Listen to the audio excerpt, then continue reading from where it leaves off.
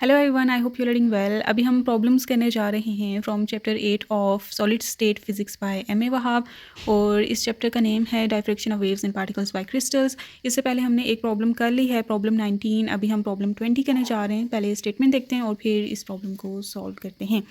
So statement says कि a beam of x raise incident on a sodium chloride crystal, जिसका हमें lattice parameter given है, तो हम डाटा में लिख लेते हैं ए इक्वल्स 2.81 ऑंगस्ट्रम। ओके, और the first order reflection is observed at a glancing angle 8 degree 35 minutes. यहाँ पे हमें थीटा गिवन है और बताया गया है कि ये फर्स्ट ऑर्डर रिफ्लेक्शन या फिर जो डायफ्रैक्शन होती है उसके करस्पॉन्डिंगली जो थीटा हमें मिला है वो ये है। तो what is the wavelength of the x rays, हमने वेवलेंथ फाइंड आउट करनी है एक्स रेज की जो कि इंसिडेंट की गई हैं, और ये हमें डाटा मिला है। And at what angle should the second order Bragg's reflection occur, तो किस एंगल पे सेकेंड ऑर्डर रिफ्लेक्शन होनी चाहिए।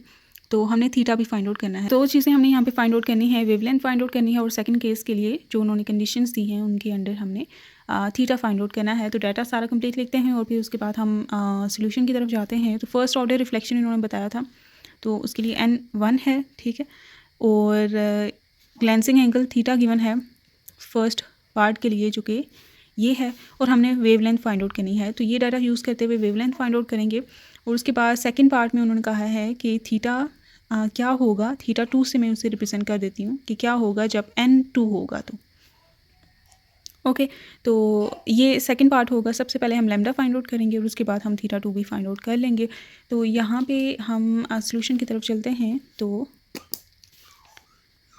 सॉल्यूशन में हम एज़ यूजुअल, क्योंकि ये एक्स-रे डायफ्रैक्शन है, तो ब्रैग्स इक्वेशन यूज़ करेंगे। 2d sine theta equals n lambda.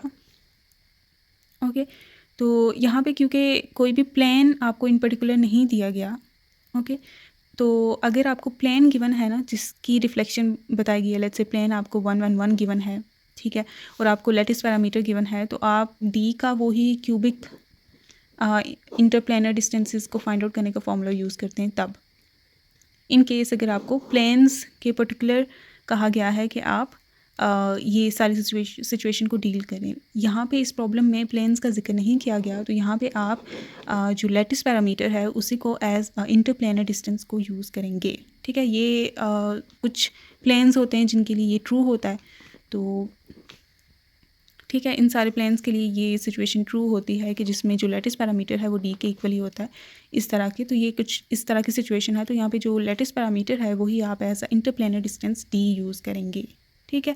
तो जिनमें आपको प्लेन्स गिवन होते हैं, प्लेन्स पर्टिकुलरली बताए जाते हैं, तो आपको ये फॉर्मूला यूज़ करना पड़ता है, ठीक है। जैसे प्रॉब्लम 19 में था कि आपको प्लेन पर्टिकुलरली गिवन था और उसके लिए आपने सिचुएशन को डील करना था, लेकिन इस प्रॉब्लम में आपको प्लेन पर्टिकुलर नहीं किया गया, तो आपको फिर जो लैटिस पैरामीटर गिवन है उसी को as d interplanar distance use करना है। ओके, तो यहाँ पे हम सिंपली जो लैटिस पैरामीटर गिवन है उसी को यूज़ करेंगे एज इंटरप्लेनर स्पेसिंग, ठीक है। ये प्रीवियस प्रॉब्लम में आप देख सकते हैं कि रॉक साल्ट का लैटिस पैरामीटर गिवन था और प्लेन भी गिवन था, लेकिन इस प्रॉब्लम में ऐसा नहीं है, तो इसी को हम एज इंटरप्लेनर स्पेसिंग यूज़ करेंगे। थीटा हमें गिवन है ये, ओके, एन भी गिवन है, लेमडा हम इजीली फाइंड आउट कर सकते हैं इस इक्वेशन से। तो यहाँ पे जो थीटा है इसको सबसे पहले आपने कन्वर्ट कर देना है कम्प्लीटली इनटू डिग्री, ठीक है। कैलकुलेटर्स कुछ होते हैं जिनमें आप मिनट्स को भी यूज़ कर सकते हैं, लेकिन आप कम्प्लीटली इसे डिग्री में एक्सप्रेस करें, दैट इज़ बेटर। तो यहाँ पर इसको एक्सप्रेस करते हैं और इसके लिए हम करेंगे, इसके लिए हम ये करेंगे कि 8 डिग्री है, ओके, ये डिग्री में ही है, आगे 35 मिनट है, तो आपको प्लस का साइन डालना है, ओके, और ये 35 लिखेंगे और उसको डिवाइड कर देना है 60 से, ठीक है। मिनट्स से डिग्री में जाने के लिए आप डिवाइड करते हैं 60 से, तो ये आप डिग्री में कन्वर्ट हो चुका है, ओके।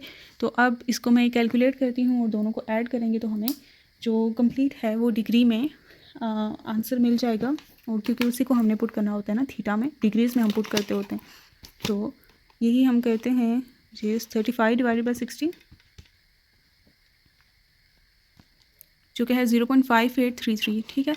उसमें प्लस करते हैं 8 को, तो आपको मिल जाता है 8.5833, तो ये आपका थीटा है, ये 8.5833 डिग्री ये आपने यूज़ करना है एज थीटा, ओके। और ये है सिचुएशन, तो आप पुटिंग करते हैं सबसे पहले लैम्डा को सेपरेट कर लेते हैं। 2d sine theta divided by n will be equals to lambda, या फिर हम अगर लैम्डा को इधर लिख लें और ये अब वैल्यूज़ को पुट करते हैं क्योंकि सारी वैल्यूज़ हमें पता है लैम्डा को फाइंड आउट करने के लिए। तो 2 इंटू डी विच इज़ 2.81 ऑंगस्ट्रम है, तो आप इसे लिख सकते हैं 10⁻⁻10 मीटर। ओके, तो ऑंगस्ट्रम 10⁻⁻10 मीटर होता है। तो यहाँ पे ये हम 10⁻⁻10 लिख दिया। साइन ऑफ थीटा, थीटा है 8.5833, इसे सॉल्व करेंगे डिवाइडेड बाय n था फर्स्ट ऑर्डर तो ये 1 ही। तो लैम्डा आप देखते हैं कि क्या था और फिर देखते हैं क्या होता है। ठीक है, ये साइन थीटा हमने फाइंड आउट कर लिया है। इसे मल्टीप्लाई करते हैं 2.81 मल्टीप्लाई बाय 2, ठीक, तो 0.838 इसे मल्टीप्लाई कर लेते हैं 10⁻⁻10 से भी, ठीक है। तो ये 8.38772 मल्टीप्लाई 10⁻⁻11 आया है आंसर इसका।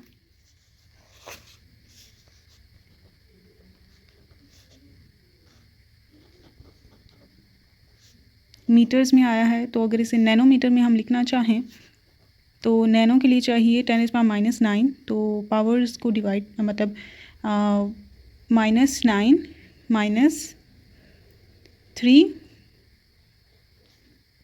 ठीक है। इसमें 9 10 सॉरी 2, तो -9 -2 ये आप ऐड करेंगे तो -11 ही बन जाता है ना। तो ये जो -9 वाली पावर है उसे नैनो बना देते हैं और 10⁻⁻2 वाली रहने देते हैं। तो इसको सॉल्व कर देते हैं, तो ये 0.1 और ये 2 0.08387 नैनोमीटर, ये हमारे पास लैम्डा आ चुकी है एक्सरेज की। ओके, तो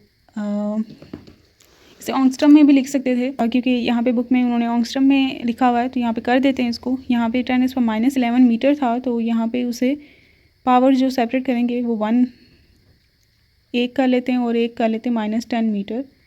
तो 10⁻10 मीटर जो है वो ऑंगस्ट्रम होता है। तो यहाँ पे 8.387 मल्टीप्लाई 10⁻1 ऑंगस्ट्रम बन जाएगा, ठीक है। ऑंगस्ट्रम जो है वो 10⁻10 मीटर के साथ होता है, ठीक है।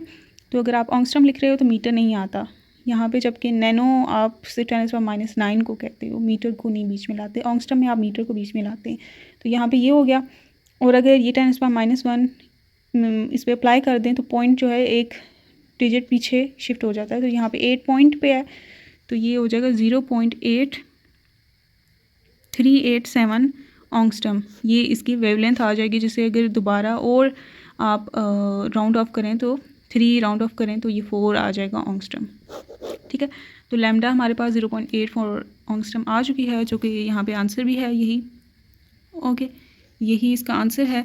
अब सेकंड पार्ट में हमने थीटा फाइंड आउट करना था, तो थीटा फाइंड आउट करते हैं। और उसके लिए क्या करना है, हम ब्रैग इक्वेशन को यूज़ करेंगे सेकंड केस के लिए। We know that 2d sine theta equals n lambda. Theta find out करना है तो थीटा सेपरेट करते हैं, तो sine theta equals n lambda by 2d हो गया। 2d यहाँ पे मल्टीप्लाई हो रहा था, उधर जाके डिवाइड हो जाएगा। थीटा हो जाएगा sine inverse of n lambda by 2d। Angle find out करना था, glancing angle is Bragg angle, जो कि ये है, ठीक है। तो n उन्होंने बताया हुआ है हमें कि 2 है, d हमें पता है, लैम्डा हमें पता है। तो यहाँ पे पुट करते हैं साइन इनवर्स ऑफ 2 लिखेंगे n की जगह, और लैम्डा की जगह हम लिखेंगे लैम्डा की जो वैल्यू अभी हमें मिली है 84 ऑंगस्ट्रम, ठीक है। 2 इंटू डी, डी क्या है 2.81 ऑंगस्ट्रम, ठीक है। ऑंगस्ट्रम ऑंगस्ट्रम कैंसिल हो जाएंगे, दैट इज़ वाई मैंने लिखे नहीं। 2 और 2 भी कैंसिल, तो 0.84 डिवाइड बाई 2.81 करते हैं,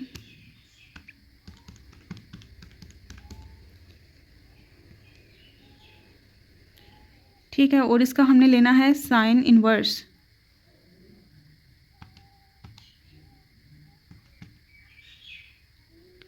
विच इज़ 17.39, ओके 17.39 डिग्रीज, जिसे अगर आप राउंड ऑफ करें तो 17.34 में हो जाएगा चेंज, क्योंकि यहाँ पे आगे 9 है।